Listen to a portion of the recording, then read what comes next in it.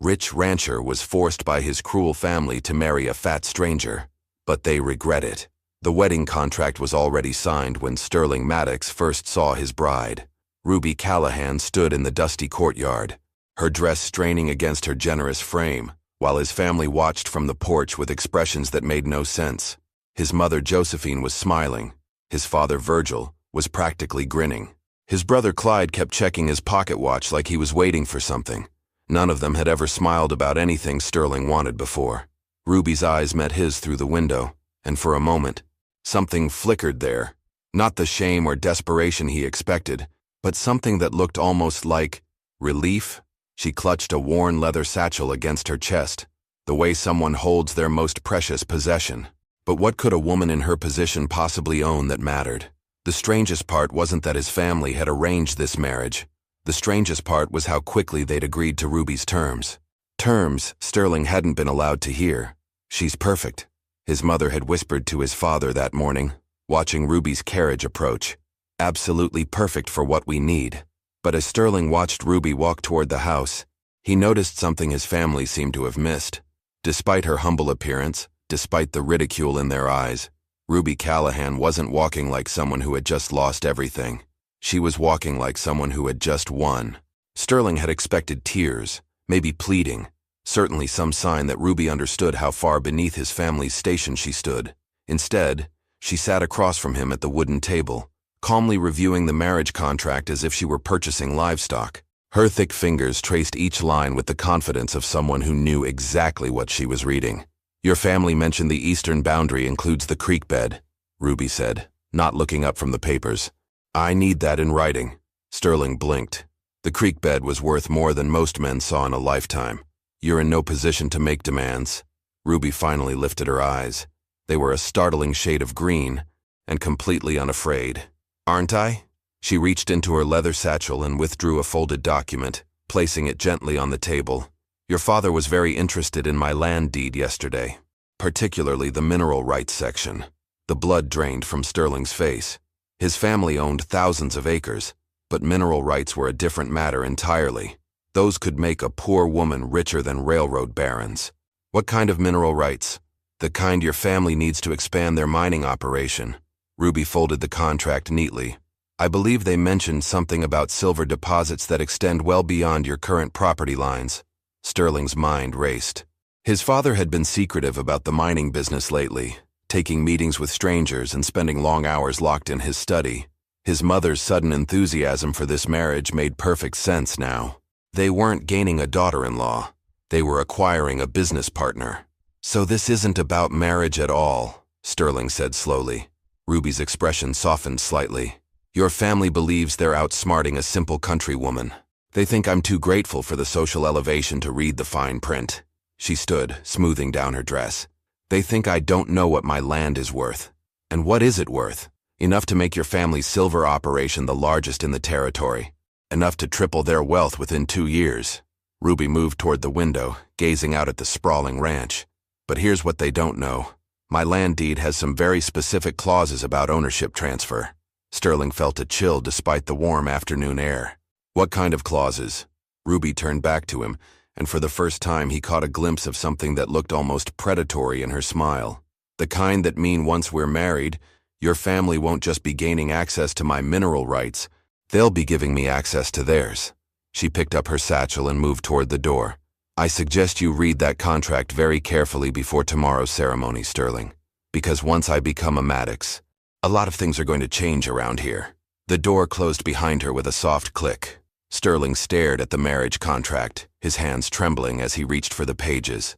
But as he began to read the fine print, he realized Ruby was right about one thing. His family had been so focused on what they thought they were getting, they had completely missed what they were about to lose. Sterling spent the night poring over every word of the contract, his oil lamp burning until dawn. The legal language was dense, full of territorial mining law that made his head spin, but one clause kept drawing his attention.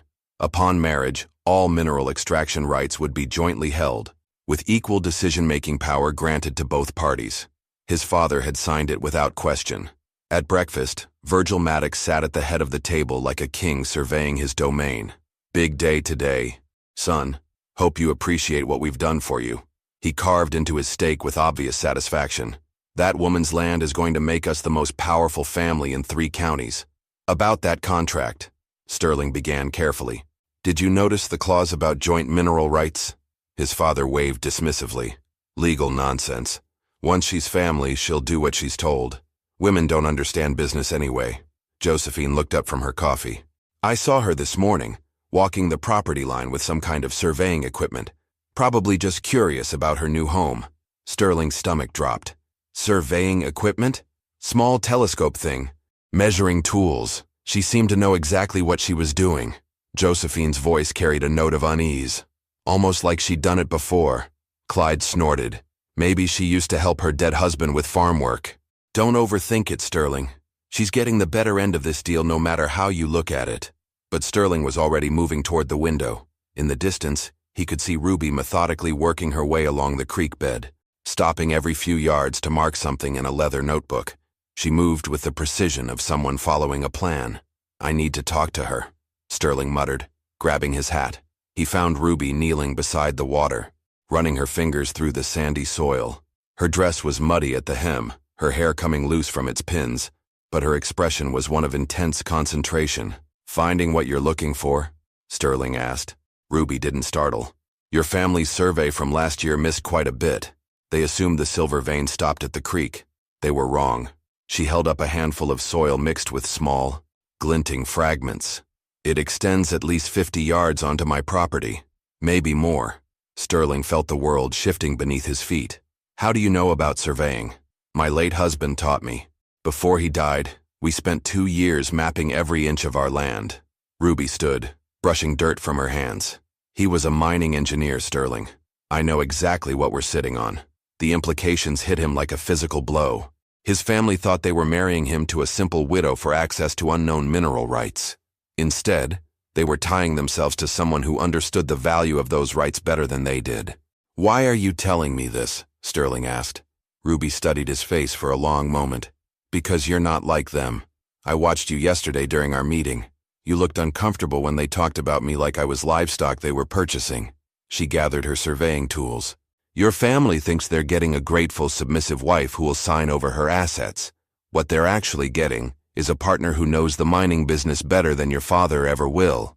A shout from the direction of the house interrupted them. Clyde was running toward them, his face flushed with anger. "Sterling, get away from her!" "What's wrong?" Sterling called back. "I just talked to the banker in town. That woman isn't who she says she is." Clyde skidded to a stop, breathing hard. "Ruby Callahan died 6 months ago. So who the hell did we just agree to let into our family?" The woman who called herself Ruby didn't run. She didn't even look surprised. Instead, she set down her surveying tools with deliberate care and faced Clyde with the same calm expression she'd worn since arriving. "Ruby Callahan died of fever last winter," Clyde continued, his voice rising. "The banker remembered because she owed money on her land taxes. So who are you?" "I'm Margaret Callahan," she said simply. "Ruby's sister." Sterling felt his world shift again. "Sister. Ruby died before she could sell the land to your family. I inherited it, along with her debts and her knowledge about what lay beneath the soil." Margaret retrieved her notebook from the ground. "Your father approached Ruby through letters, never meeting her in person. When I wrote back accepting his marriage proposal, he assumed he was still corresponding with Ruby." Clyde's face reddened. "You lied to us. I used my legal name on all documents. Margaret Ruby Callahan. I simply chose which name to emphasize." She met Sterling's eyes directly. "Ruby always went by her middle name. I preferred Margaret. The land deed is in both our names as sisters and business partners." Sterling's mind raced through the implications. "So the marriage contract is still valid?" "Completely. Your father was so eager to secure the mineral rights, he never asked the right questions." Margaret tucked the notebook into her satchel. "Ruby and I spent 2 years planning this arrangement. She died before we could execute it, but I saw no reason to abandon a profitable venture." "What kind of planning?" Sterling asked, though he dreaded the answer. "Your family has been systematically buying up small properties around the territory, forcing out farmers who couldn't pay their taxes. Ruby's neighbor Tom Henderson lost his ranch to your father last spring. Mary Patterson lost hers in the fall." Margaret's voice remained steady, but something cold entered her eyes.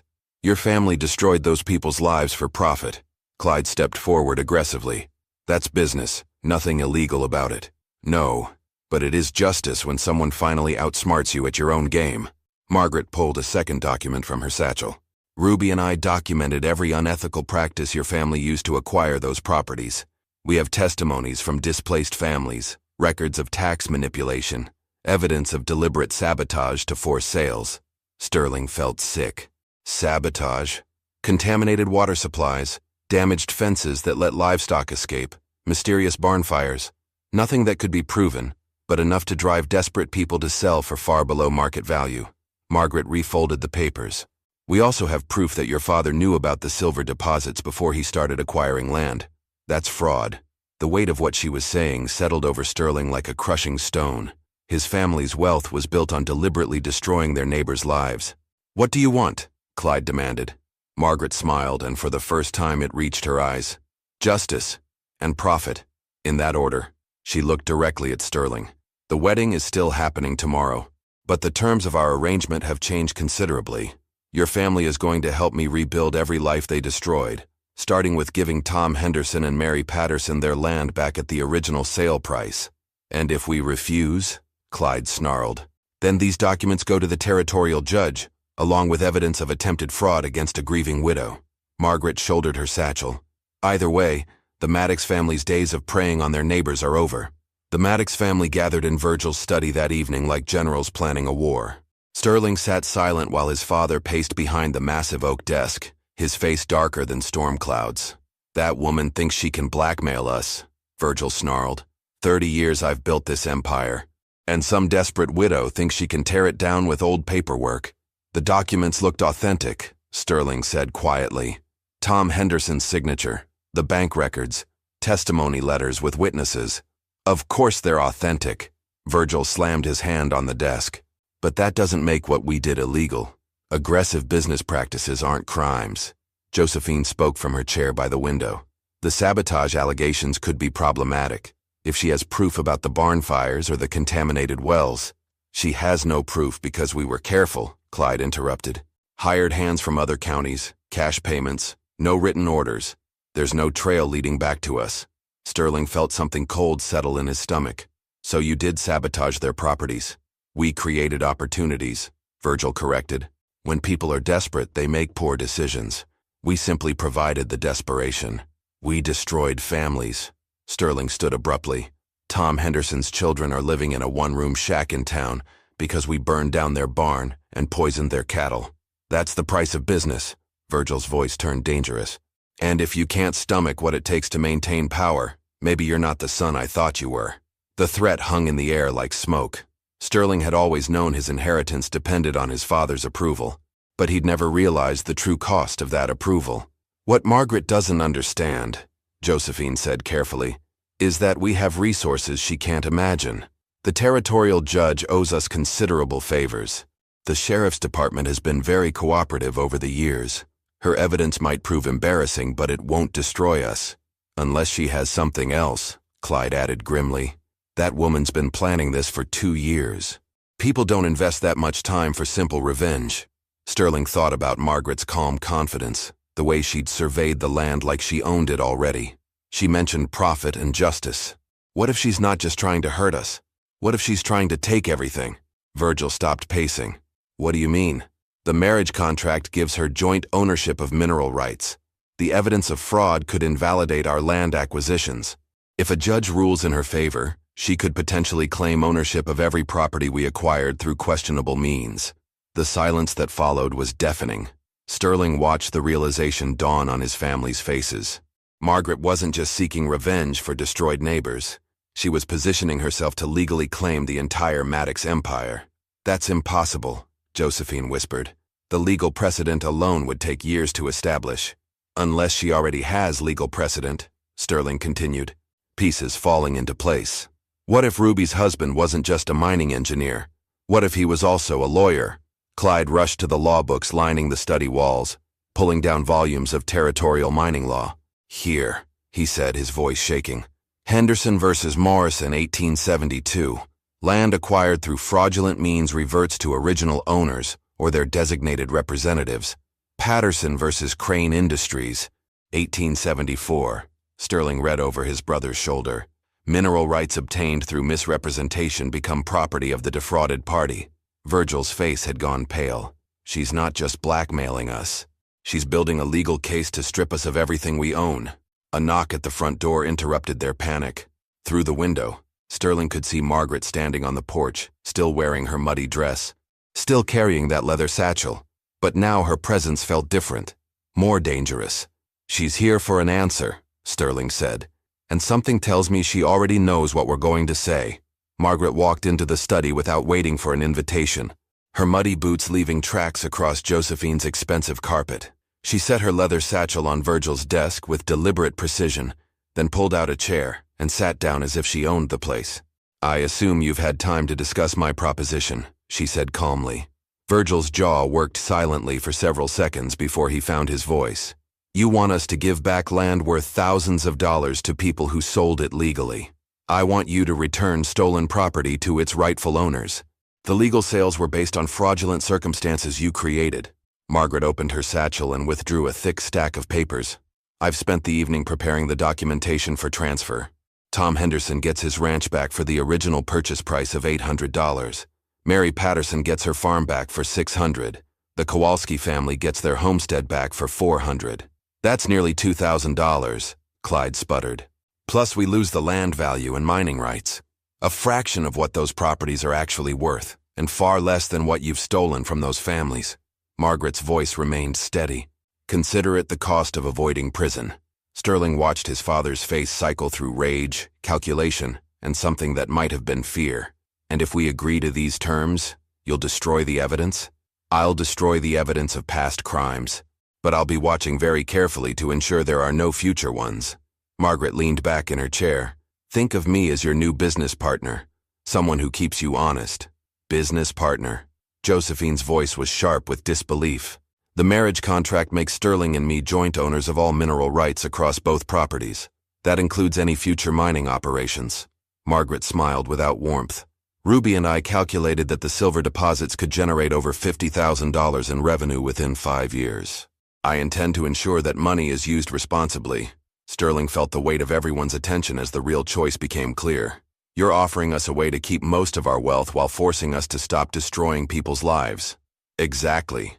Your family maintains ownership of legitimately acquired property. The mining operation continues under joint management. But the era of preying on desperate neighbors ends completely." Margaret pulled out one final document. "I've also prepared compensation agreements for the families whose properties were damaged. New barns for Tom Henderson, well restoration for the Pattersons, livestock replacement for everyone who lost animals to mysterious accidents." Virgil's hands clenched into fists. "You're talking about giving away everything we've worked for. You're talking about keeping most of what you've stolen while avoiding the consequences of theft."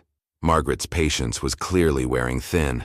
"Let me be absolutely clear about your alternatives. Accept these terms, and the Maddox family remains wealthy landowners with a profitable mining operation. Refuse them, and I take everything through the courts while you face criminal charges for fraud and sabotage." The study fell silent except for the ticking of the grandfather clock in the corner. Sterling looked at his family's faces and saw something he'd never noticed before. Not just greed, but a complete absence of remorse for the lives they'd destroyed. "I need to know one thing," Sterling said quietly. "If we agree to this, if we make things right with the families we hurt, do you actually intend to go through with the marriage? Or is this just elaborate revenge?" Margaret studied him for a long moment, her green eyes unreadable. "That depends entirely on what kind of man you choose to be, Sterling Maddox. Your family's crimes are not your crimes. But what you do next will define whether you're truly different from them." She stood and moved toward the door. "I'll expect your answer by dawn. The wedding is scheduled for noon tomorrow.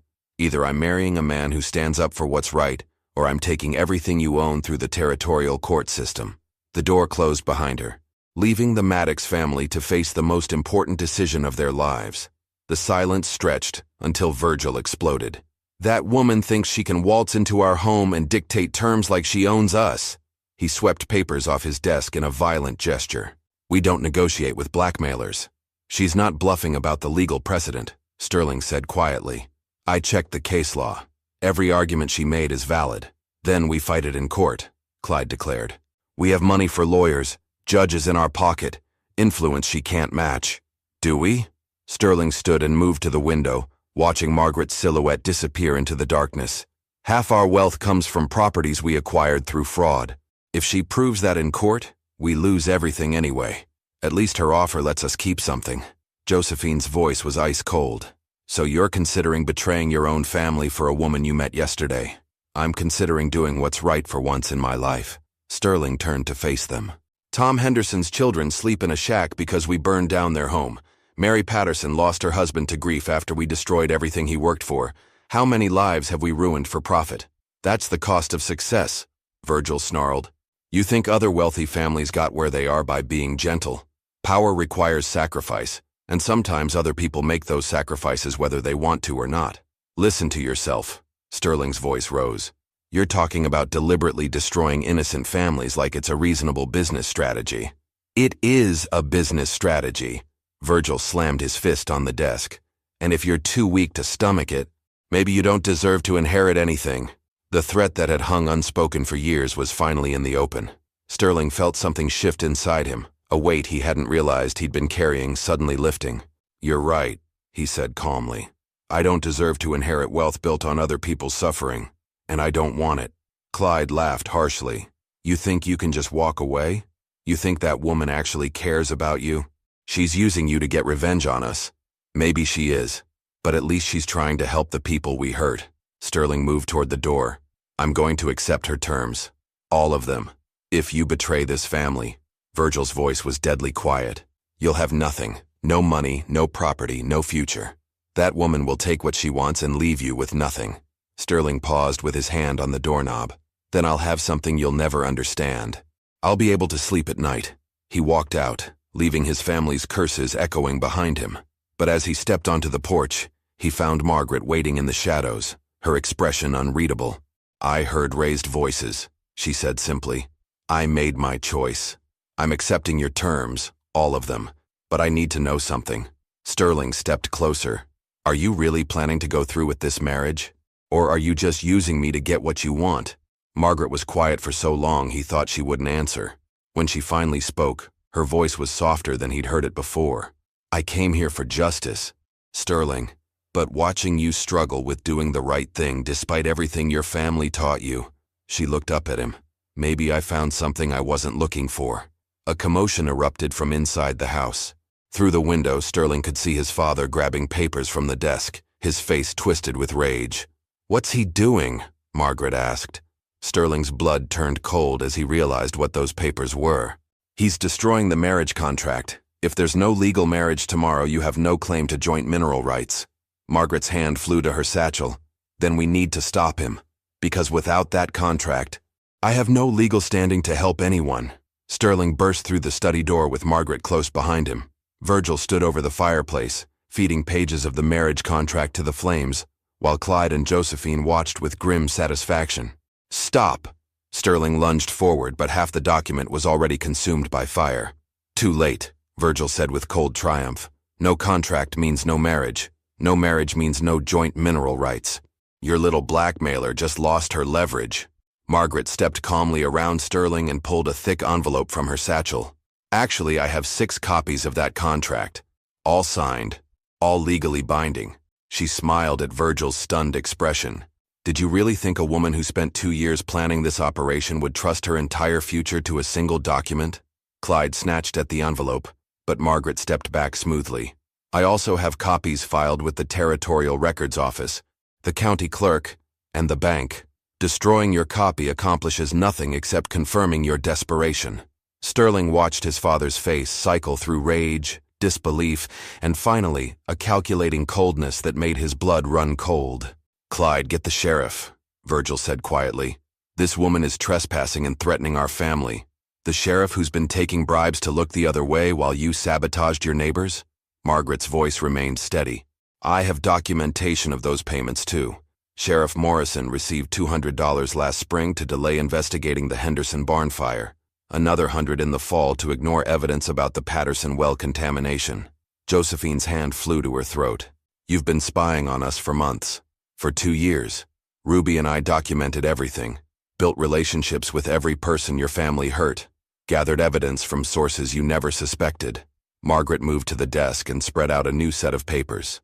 Bank records, witness statements, correspondence between your family and corrupt officials. I have enough evidence to destroy not just the Maddox family, but everyone who helped you. Sterling stared at the papers, recognizing names and signatures. You planned all of this from the beginning. The marriage proposal, coming here, even choosing me specifically. Ruby studied your family for months before making contact. She knew Virgil was greedy enough to accept a marriage arrangement for land access. She also knew you were different. Margaret looked directly at him. You were the only Maddox who ever questioned your family's methods. The only one who showed any conscience when neighbors lost their homes. How could she know that? Sterling asked. Because she talked to every displaced family. Tom Henderson specifically mentioned that you rode out to check on his children after the barn fire. Mary Patterson said you brought food when her husband fell ill from grief. You never knew it, but your small acts of kindness were the reason Ruby chose you as her target. The word hit Sterling like a physical blow. Target? Margaret's expression softened slightly. That's how it started. Ruby needed someone inside the Maddox family who might be convinced to do the right thing. But after watching you these past 2 days, seeing you struggle between family loyalty and moral conscience, she paused. I think Ruby chose better than she knew. Virgil stepped forward menacingly. Enough of this. You've had your fun. Played your little games, but this ends now. Get out of our house before I have you forcibly removed. I'm not going anywhere, Margaret said calmly. Sterling and I have a wedding tomorrow at noon.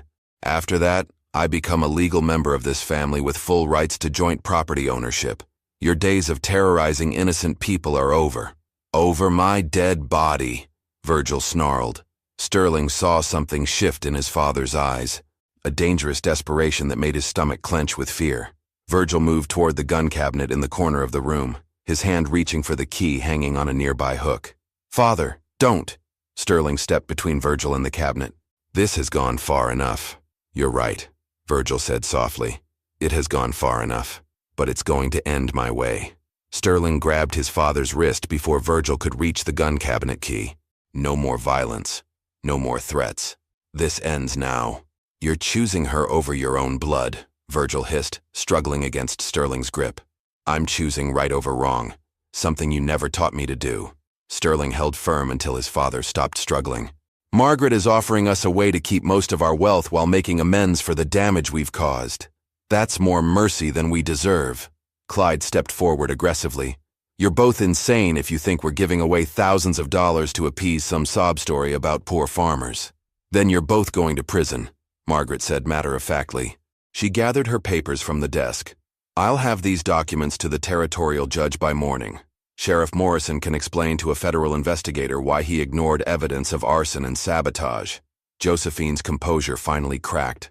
We'll be ruined. Completely ruined. You'll be held accountable, Sterling corrected.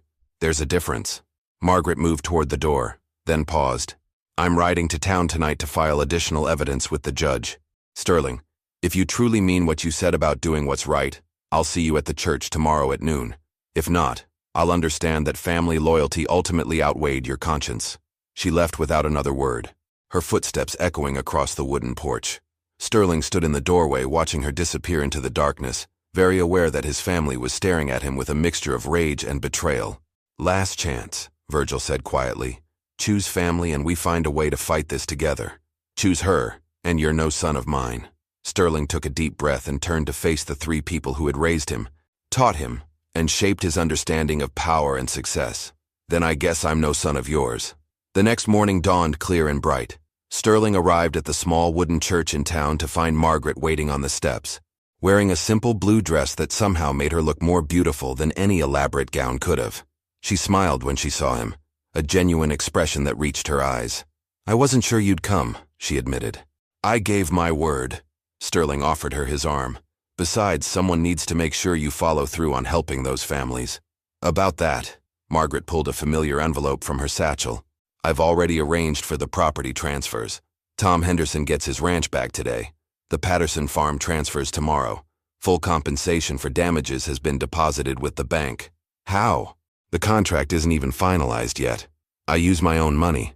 The silver rights will eventually pay me back, but I couldn't wait for legal proceedings while families suffered. Margaret looked up at him. Your father was right about one thing. I didn't need to marry you to help those people. I chose to. The wedding ceremony was simple, witnessed by the displaced families Margaret had fought to restore. Tom Henderson stood as Sterling's witness, his children cleaned and dressed in new clothes. Mary Patterson wept openly as the preacher pronounced them husband and wife. As they walked out of the church together, Sterling saw his family's carriage disappearing down the dusty road toward town. They were leaving, probably forever, carrying whatever portable wealth they could manage. He felt no sadness at their departure. Any regrets? Margaret asked softly. Sterling looked around at the faces of people whose lives had been restored, children who would grow up in homes instead of shacks, families who had been given a second chance at prosperity. Only that it took me so long to do the right thing. Margaret squeezed his hand. Ruby would have liked you, you know. She always said the best revenge against cruel people is proving them wrong about human nature. As they rode back toward their ranch, their land, their shared future, Sterling realized that for the first time in his life, he was truly wealthy. Not in gold or silver or stolen property, but in the knowledge that he had chosen justice over comfort, and found something far more valuable than anything his family had ever possessed.